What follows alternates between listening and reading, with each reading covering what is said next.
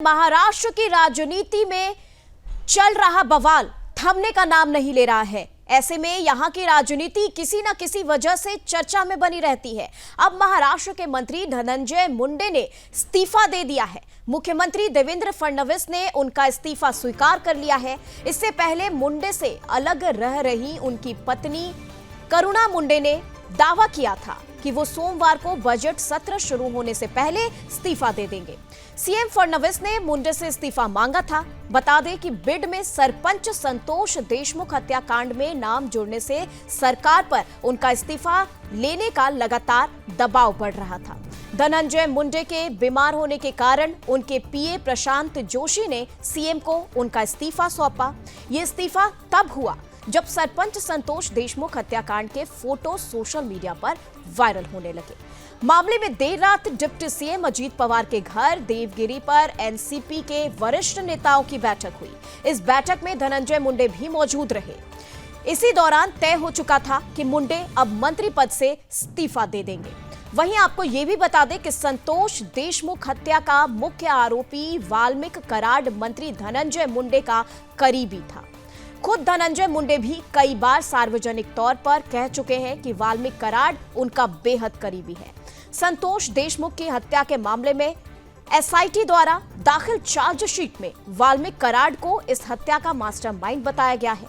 इस प्रकरण के बाद मुख्यमंत्री देवेंद्र फडणवीस ने एनसीपी नेतृत्व से धनंजय मुंडे के इस्तीफे की मांग कर डाली थी।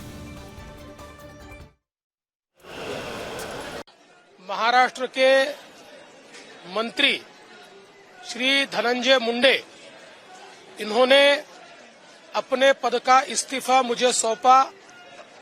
मैंने ये इस्तीफा स्वीकृत किया है और अगली कार्रवाई के लिए मैंने ये इस्तीफा राज्यपाल जी के पास भेज दिया है। और चलिए खबर पर विशेष जानकारी के साथ मुंबई से संवाददाता स्नेहल जोशी इस वक्त हमारे साथ मौजूद है। स्नेहल, जानना चाहेंगे धनंजय का ये इस्तीफा कई मायने में महाराष्ट्र की राजनीति में एक हलचल मचा दिया है।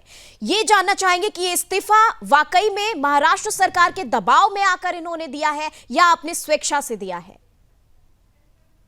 बिल्कुल निम्मी, हम कह सकते हैं इस समय की, क्योंकि जिस तरीके से महाराष्ट्र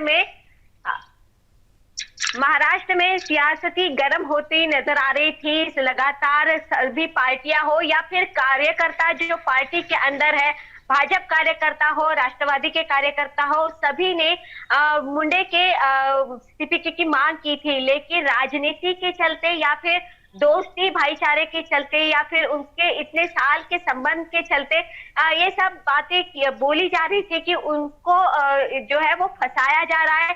हालांकि ये फंसाया कहां तक जा सकता है, क्योंकि लगातार इस घटना के बाद बार बार हमने देखा कि धनंजय मुंडे की बीवी ने या फिर जो एट्रॉसिटी से मामले हो या फिर डोमेस्टिक के मामले हो, उनका जो करप्शन है, जब वो किसान मंत्री थे तो वो हर चीज से वो लपेटे में आते जा रहे थे। ऐसे में अब पिछले जो विंटर सीजन का जो अधिवेशन था, उस समय जो घटना घटी थी, उसका जो पूरा 3 महीने के बाद अभी ये जो इस्तीफा जो है वो मांगा गया है। और बिल्कुल ये राजनीतिक पार्टी का दबाव ही है। और हालांकि हम नहीं कह सकते कि नैतिकता के हिसाब से उन्होंने ये राजनीतिक जो इस्तीफा दिया है, हम नहीं कह सकते। ये पदभार जो है उनको छोड़ना पड़ रहा है, उन्होंने अपनी नैतिकता के भरोसे नहीं दिया है।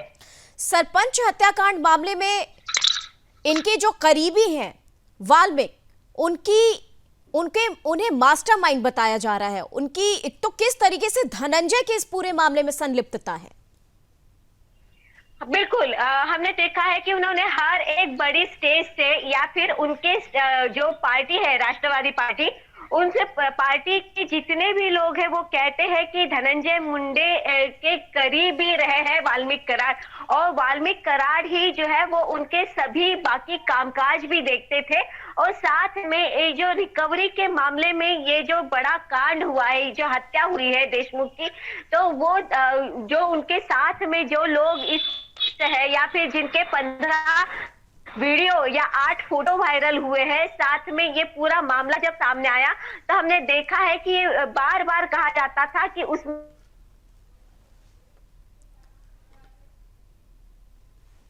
तो ठीक है, स्नेहल जी से संपर्क करने की कोशिश हम लगातार कर रहे हैं विशेष जानकारी के साथ। और यहां पे आपको बता दें, धनंजय मुंडे का इस्तीफा महाराष्ट्र की राजनीति में काफी अहम इस वक्त माना जा रहा है, जहां पर आपको बता दें कि यहां पर सरपंच संतोष देशमुख हत्याकांड में धनंजय मुंडे के करीबी वाल्मीकि कराड की संलिप्तता बताई जा रही है, वो मास्टरमाइंड बताया जा रहा है, और जिसको लेकर महाराष्ट्र सरकार देवेंद्र फडणवीस के दबाव में इस्तीफा धनंजय मुंडे से मांगा गया है।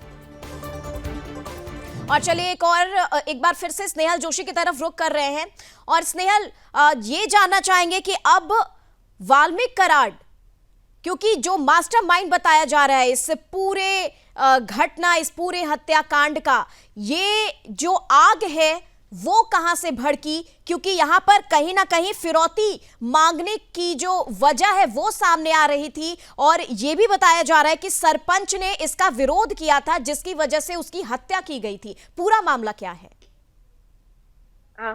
बिल्कुल निम्मी, हम कह सकते हैं कि फिरौती का मामला है, क्योंकि जबरदस्ती रिकवरी के चलते ही ये बात सामने आई है। और यहाँ पर जिस समय हम कहते हैं कि वाल्मीकि कराड दोषी है, क्योंकि वाल्मीकि कराड का एक फोन कॉल जो है वो और एक स्टेटमेंट भी वायरल हुआ है, जिसमें उन्होंने कहा है कि जो भी कोई रिकवरी के बीच में आता है उनको लंबा किया जाए, यानी उसको काटने के भी उन्होंने ऑर्डर दिए हैं। तो इस समय हम ऐसे कहते हैं कि इस स्टेटमेंट के भरोसे ऐसा कहा जा रहा है कि मारो तोड़ो कुछ भी करो, लेकिन रिकवरी करो, फिरौती करो। तो ये इस तरीके का काम ये लगातार हो रहा है। ऐसे बाकी संगठन के बाकी जो पक्ष के विपक्ष के लोग हैं वो बार बार ये आरोप कर रहे हैं, और इसी की वजह से देशमुख की हत्या हुई है। और देशमुख को इसके पहले लगातार हत्या के पहले फोन कॉल आते थे, बोला जाता था कि अगर टेंडर चाहिए या फिर आगे का काम चाहिए तो आपको इतने पैसे देने पड़ेंगे। और उसी के चलते उन्होंने जब पैसे देने से इनकार कर दिया, फिर उनको एक जगह पर बुलाया गया। जिस समय उन्हें उस जगह पे बुलाया गया था उसके पहले के भी वीडियो फुटेज इन सभी के कराड के ऑफिस में, जहां पर कराड उनके साथ मिला था, ये वीडियो फोटो भी कुछ समय पहले वायरल हुए हैं। तो हम कह सकते हैं ये पूरा मामला जो है वो फिरौती का मामला है। बिल्कुल, और इसी के साथ खबर यह भी आ रही है कि कल देर रात डिप्टी सीएम अजीत पवार के घर देवगिरी पर एनसीपी के वरिष्ठ नेताओं की अहम बैठक हुई, और इस बैठक में धनंजय मुंडे भी मौजूद थे। तो क्या इस्तीफे को लेकर यह बैठक हुई थी? क्या कुछ जानकारी उस बैठक से निकलकर सामने आई? बिल्कुल निम्मी, की कल का रात की जो मीटिंग थी उसमें सभी लोग थे, लेकिन जो इस्तीफा मांगने की बात थी वो पहले ही डिसाइड हो चुकी थी, ऐसा हम कह सकते हैं। क्योंकि दिन के समय जब महाराष्ट्र के उप मुख्यमंत्री अजीत पवार जी और मुंडे एक साथ, धनंजय मुंडे एक साथ मिले थे, लेकिन दोनों ने बात करने से इनकार कर दिया था। और बात में ये बात बहुत सामने आई, रात के समय मीटिंग की बात, गुप्त मीटिंग की बात भी सामने आई है। लेकिन हम ये कह सकते हैं कि रात में ही मांगा गया है। सूत्रों के माने तो उनका कहना है कि पहले ही जो है वो इस्तीफा मांग लिया गया था, कल रात में वो स्वीकृत किया गया है। ठीक है स्नेहल जी, तमाम जानकारी के लिए आपका बहुत बहुत धन्यवाद।